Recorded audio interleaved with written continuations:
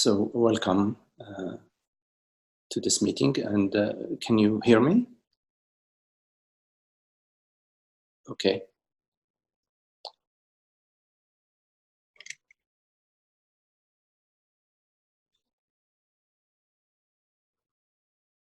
Okay.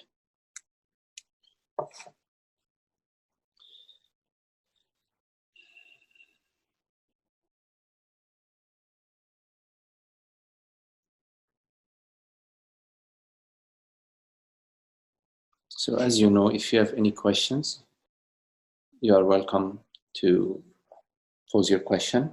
Did you start the video? Yes, it's by speaking a question, and there's also a chat box in this Zoom medium.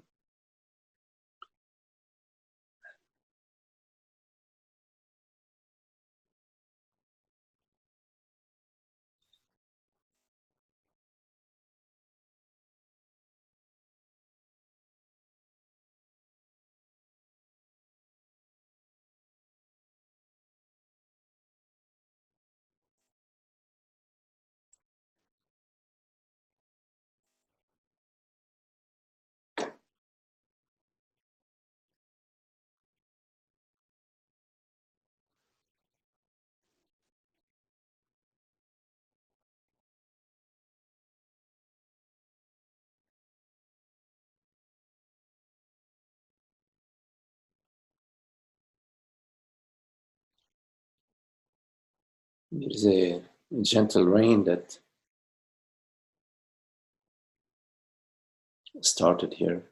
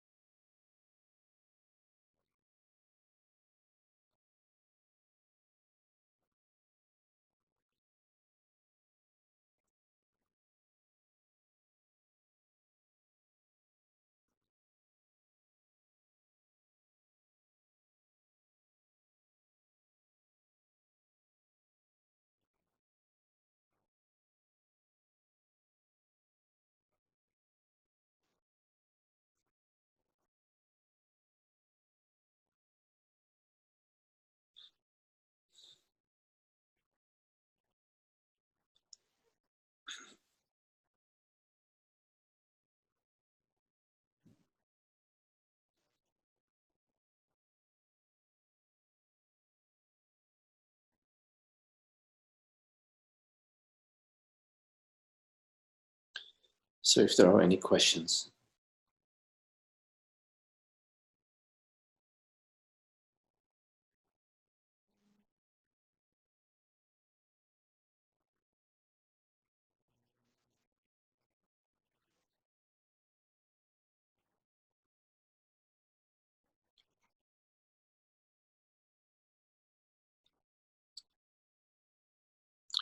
The way you write, could you speak about the Facebook post you wrote about comparison? That we only compare now to now, though we believe we are comparing separate things.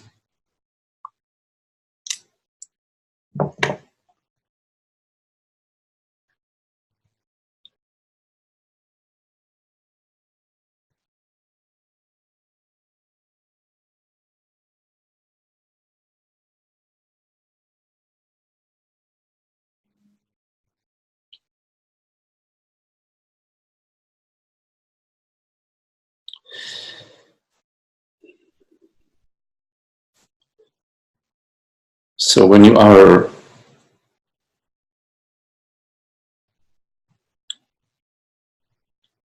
sitting at the dining room table and there is a bowl of fruit or some cherries, some bananas and oranges and apples.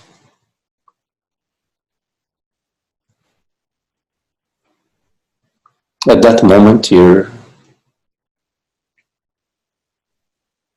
witnessing all of that, and within you, there is a choice that is made to reach for the banana or for the cherries, whatever.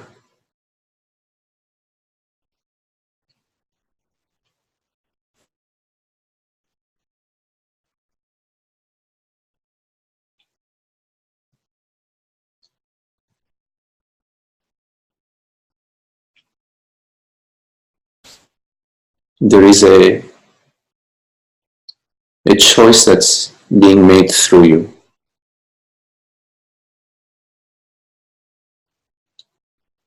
In this moment, which is a moment of awareness, presence. It's a moment of not knowing. And somehow a choice is being made, gets made through you out of this not knowing.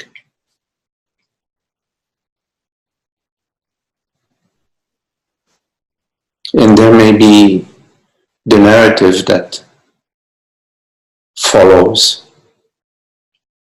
that may say, I chose this because of that, etc. I felt like having a banana and not an apple, which is a narrative, it's a story, because at that moment, the choice is being made through you. You are not making the choice as a body-mind person. In a way, there is an organismic element to the choice.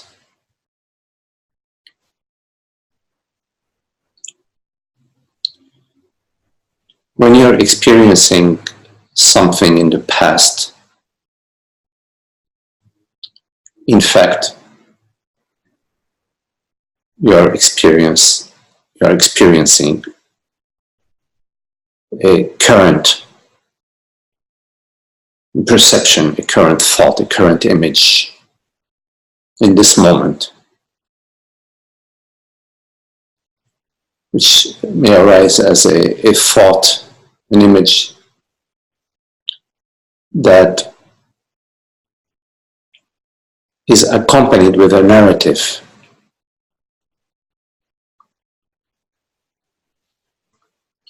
The narrative being that I experienced this yesterday.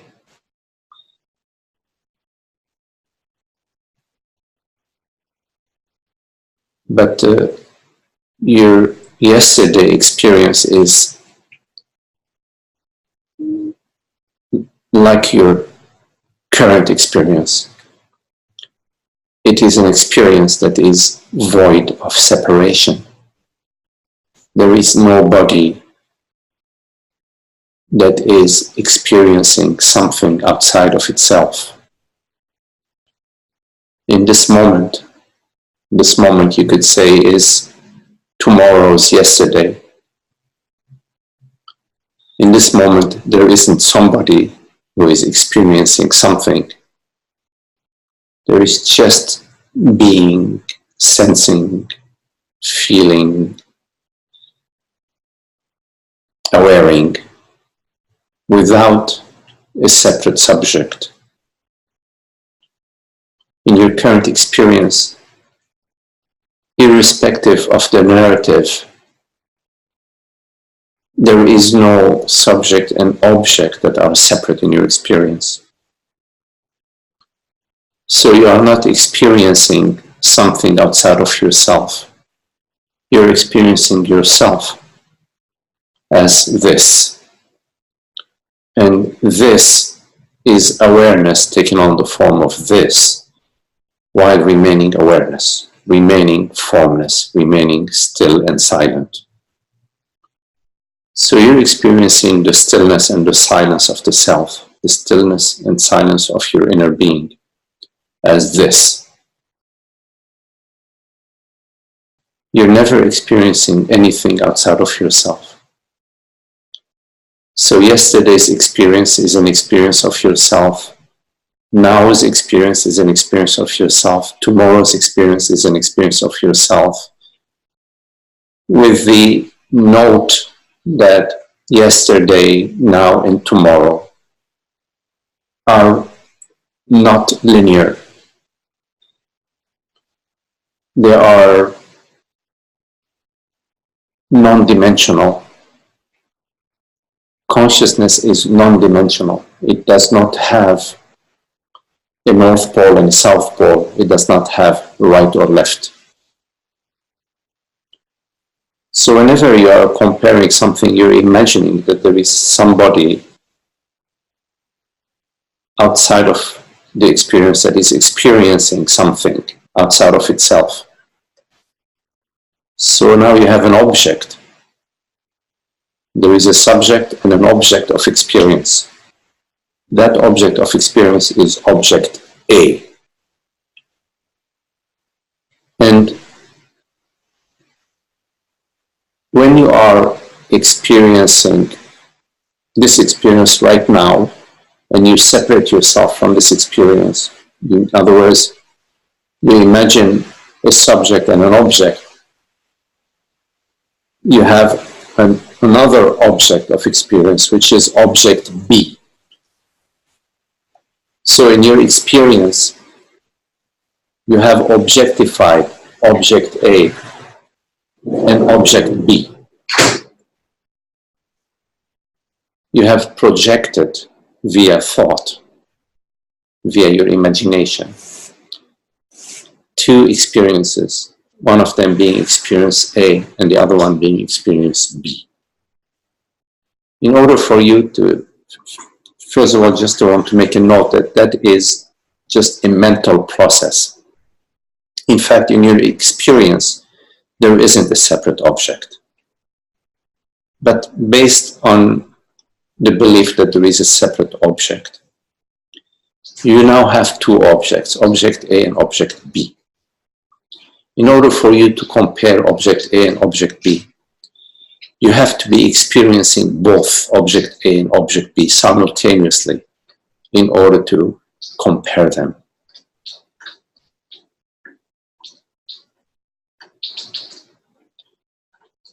Like when you are sitting at a dinner table and you have a banana, an orange, and cherries, you're experiencing all of these various fruits in the same bowl.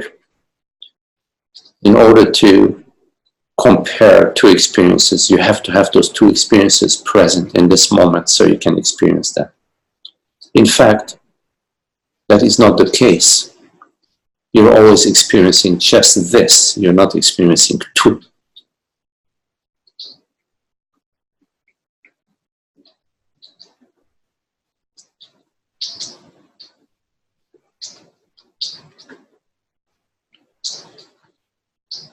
you're imagining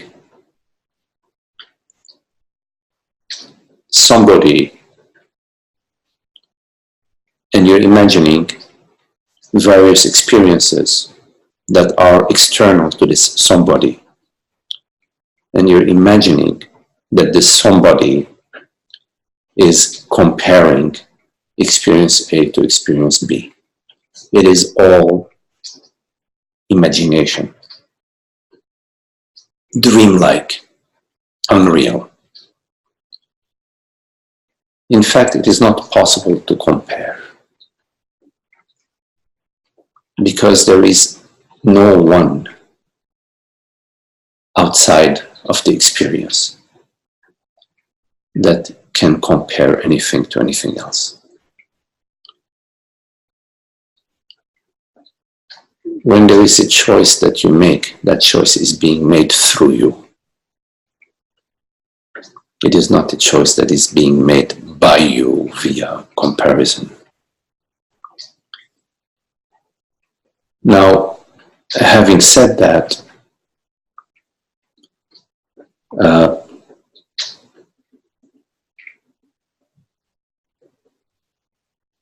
a choice is made through you once it reaches a certain momentum, once it reaches a certain mass, then the choice is made and you are witnessing the choice. You may be at an anticipation stage, or you may be at the information gathering stage until the time comes where all the pieces of the puzzle come together and you find that the choice is being made. You're saying yes, while before you were hesitating, you find yourself saying yes. But I am moving a little bit from your question, which is your question is about comparison. You are one in presence, and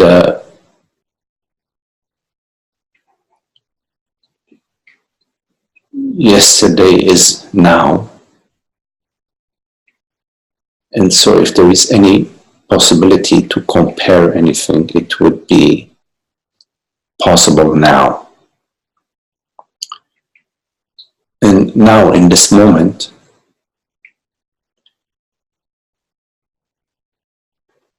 your experience is a whole.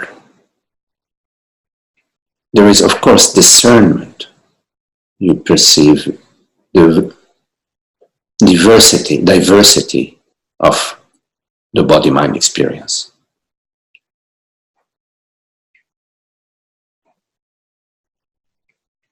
And you may experience some enjoyment in certain experiences and non-enjoyment in some other experiences. If you're eating something, a meal that is not well cooked, you may not enjoy it.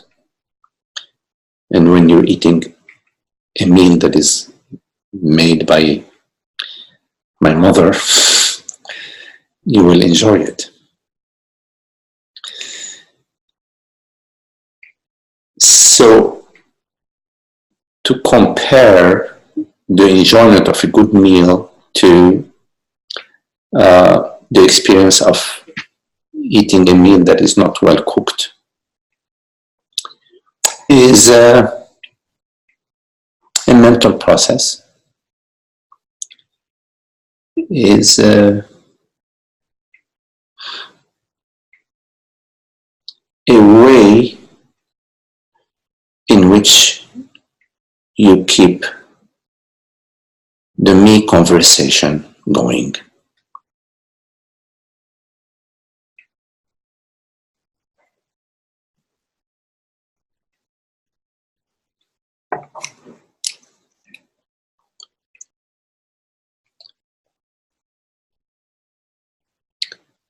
Uh, Zoe, you're right. Are these Zoom meetings available to watch again on my YouTube channel?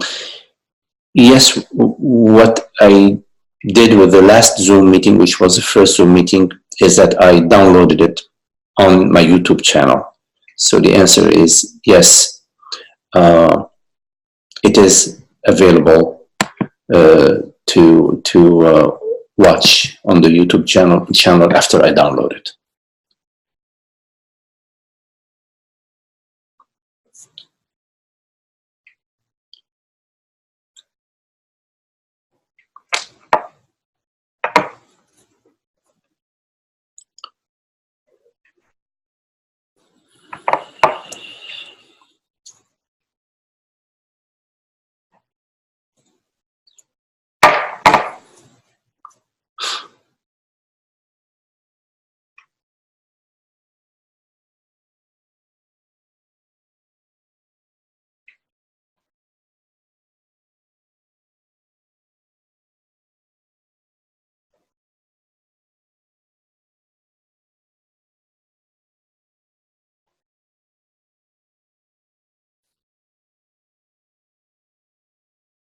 Any questions?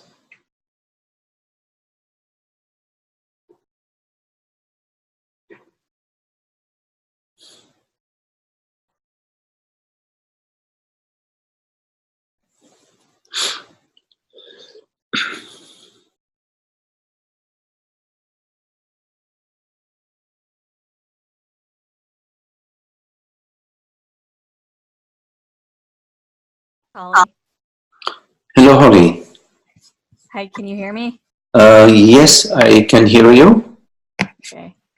I have another question about a Facebook post, which is the really beautiful Jean Klein post that you posted today about the body being, in a way, I'm just paraphrasing here, but kind of like a repository of memory, and that's part of what's giving it solidity. And I was really interested in, I'm sure I can reread it later too, but I was really interested in the process of allowing those contractions in the body to begin releasing. Do you want to talk about that? Yes.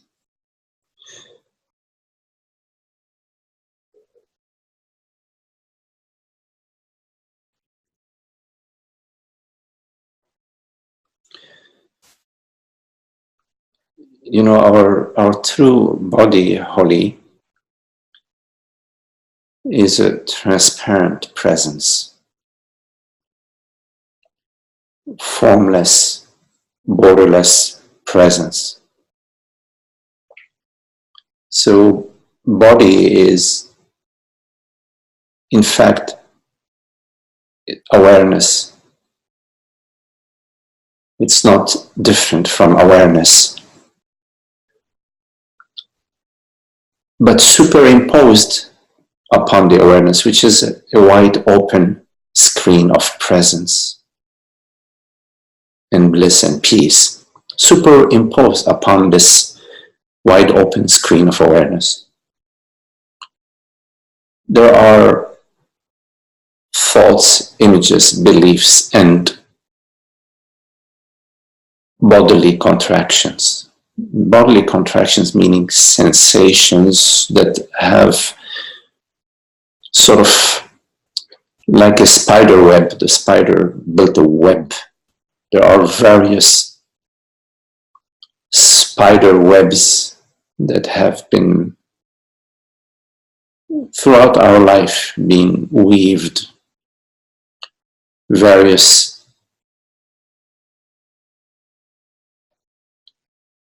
contractions that we have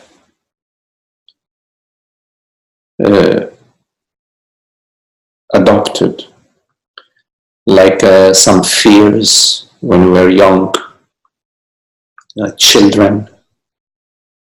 While we were baby, we were so malleable and flexible and free in our relationships with family, with friends, etc.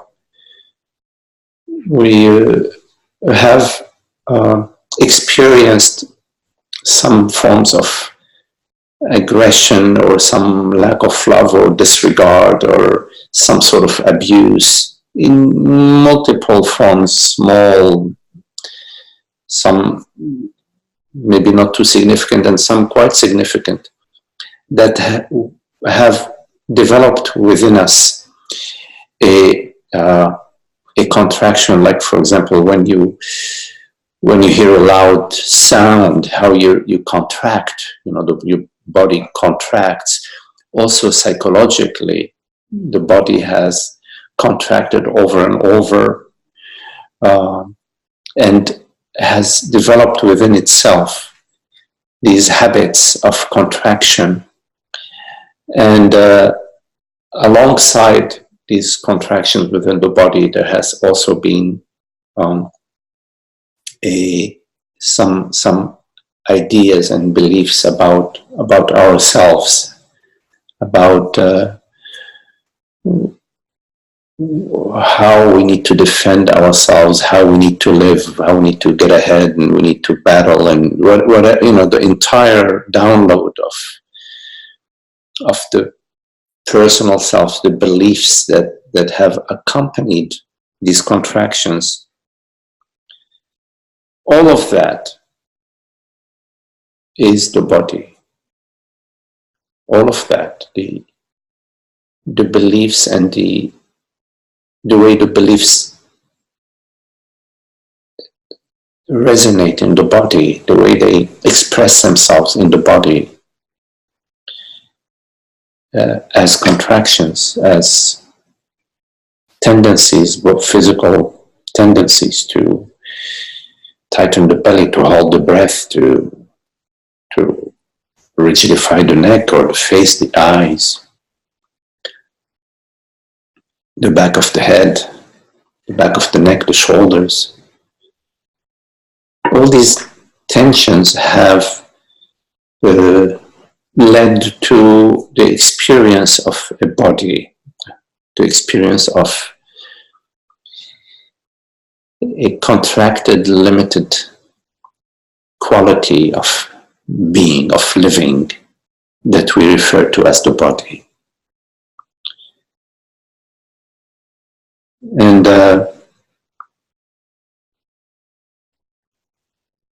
so the body is the past. We're a repository of all the past tendencies, the past traumas, the past contractions are stored. And this storage vat, the stored bundle is what we refer to as the body.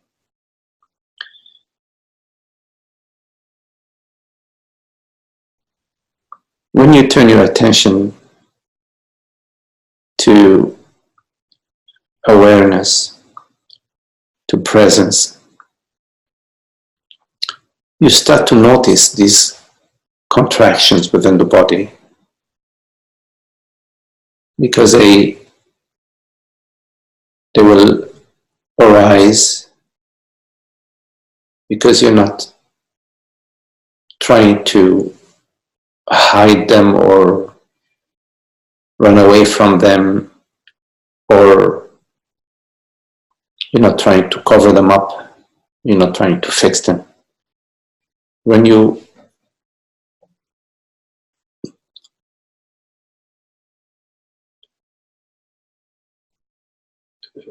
remain or turn your attention to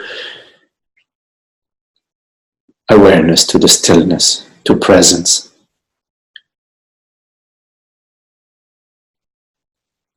you have available to you the way the body manifests itself. And you will notice mostly sensations. And you can scan whichever way it pleases you, the body, meaning the sensations, whichever way you want to scan them. And because you are inviting the experience to appear to you without your interest in playing any games with it, it will appear to you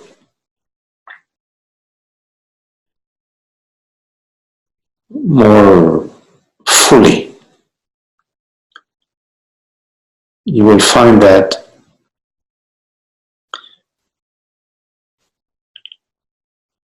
you are experiencing a sensation from a place of not knowing, and a place of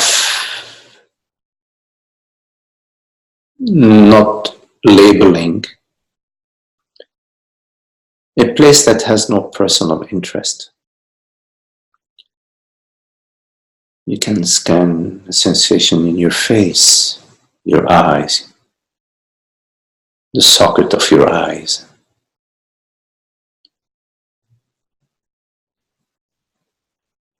the sensation, the upper part of the socket of your eyes, or just gently follow the sensation of the backside of your eyes as it curves within the socket of the eye socket.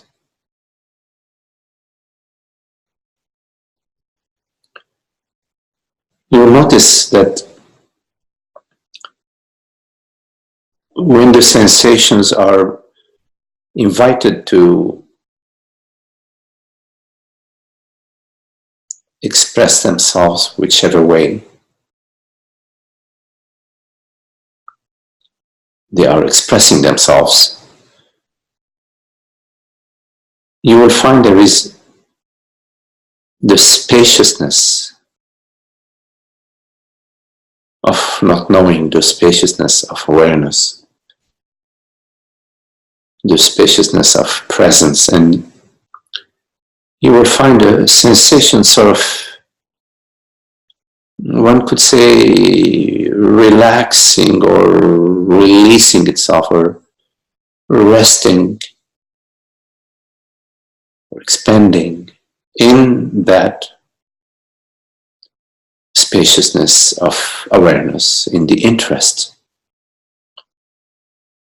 that you have in this, extending this invitation for the manifestations, for the feelings and the sensations within the body to express themselves without any interference, without adding the past, without adding any story, without adding any narrative. You could, for example, turn your attention to the sensation of your hands. You may start by turning your attention to the sensation of your left hand. And if your hands are touching each other, then that sensation of the two hands meeting, the right hand and the left hand meeting.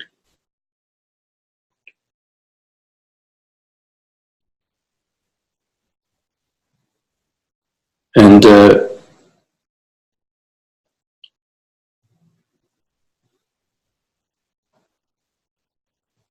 you may notice that the left hand and the right hand, that you cannot really discern them. But in fact, at the sensation level, there isn't a right hand or a left hand.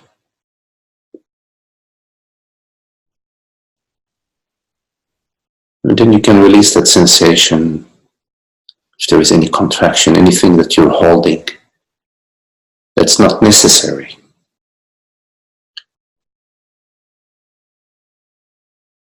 So that's also released. And you will find that when you go to the sensation of the hands, that there are no hands, that the sensation has no name, that in fact it's just the spaciousness of awareness that is permeating the sensation, or the sensation is expanding or has permeated the spaciousness of awareness.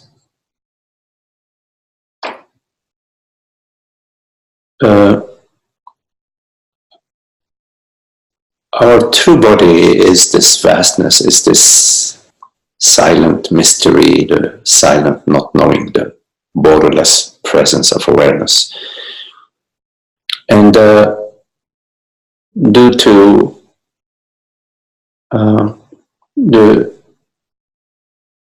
the various traumas and experiences we've had in the past, we have tended to protect ourselves, protect the body-mind, and we protect it via various contractions.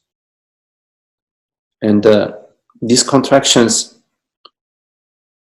they are carry over from the past. They're not really protecting anything. In a way, they have a certain degree of toxicity. They do not serve any current purpose. They served the purpose that they did at the time, but their echo continues. And it is the echo of the past that is the body. The body is the echo of the past. In ignorance, but in truth, in reality, the body is the vastness, the transparency, and the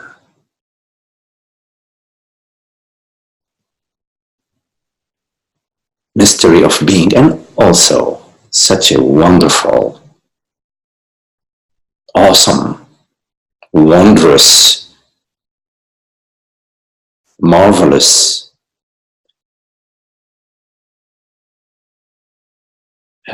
one could say, an instrument of joy and celebration.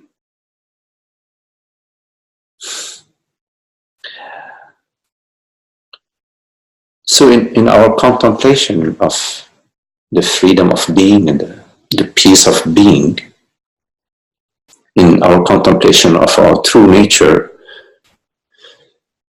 the body is a very important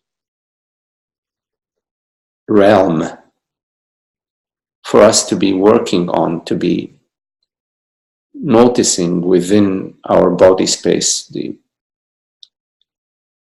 how we identify in our contracted experience, in our feeling state, and how painful it is to operate from that contracted space, and to come to some understanding that attempting to find the peace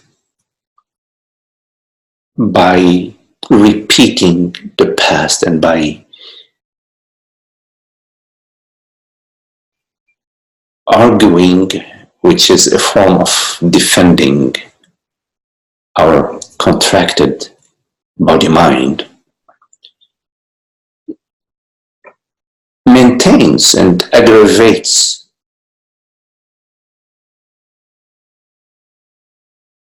the situation that we would like to be free from it.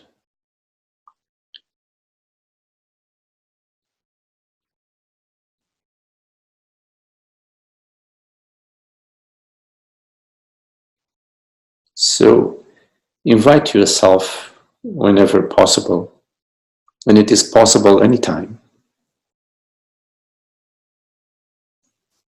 to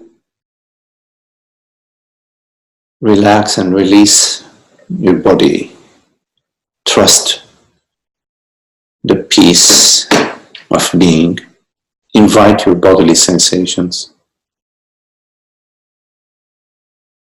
to be what they are without reverting to the past, without judgment, without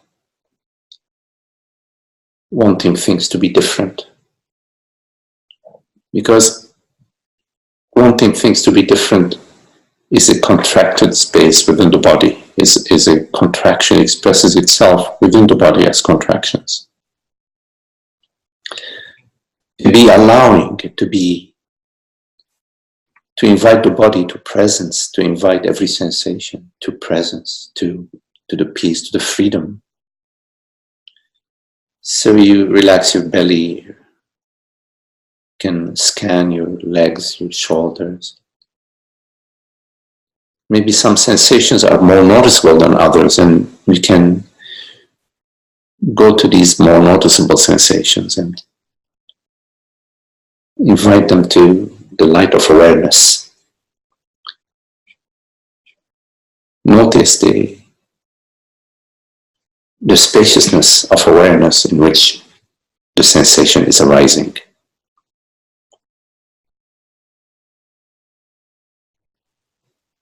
You don't need to add anything.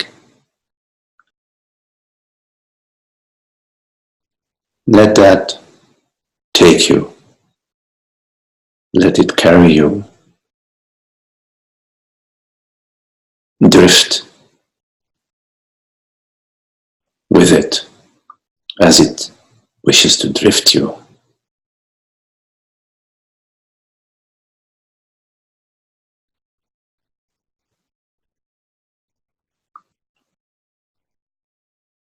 See, there's a freshness every moment, which is a freedom from the known. This moment is fresh and pure, never been.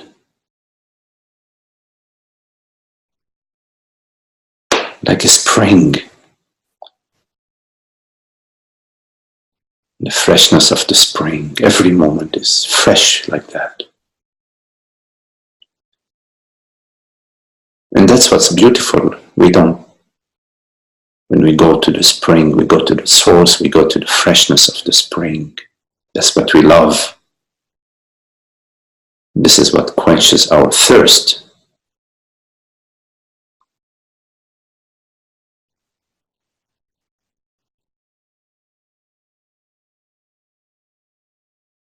Whatever is needed is available as and when it is needed.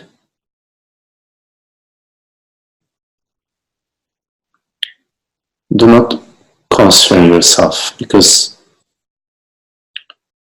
when you concern yourself, you're separating yourself. Rest as being, as what you are, as the piece of being that you are. Everything that is occurring occurs at the surface. And at the core is the stillness. And the stillness of the core permeates everything that is happening at the surface when you turn your attention to the stillness of the core, the stillness of being.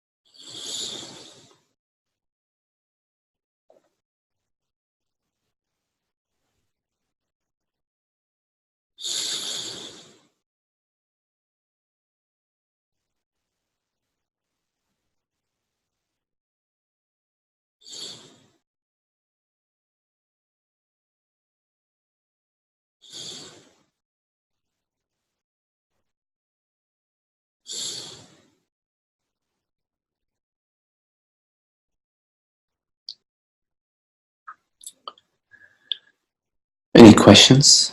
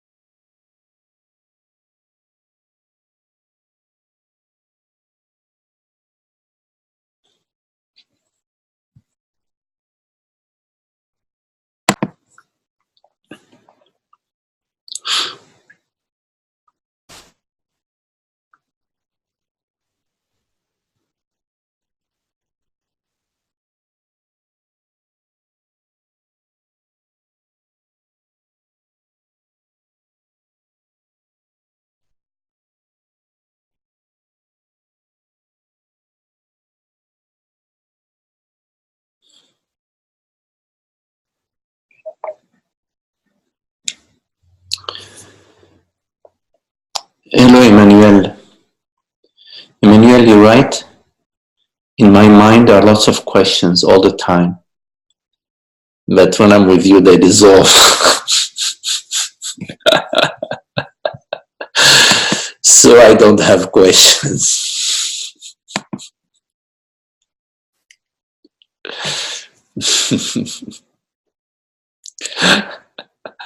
Only love. That's beautiful.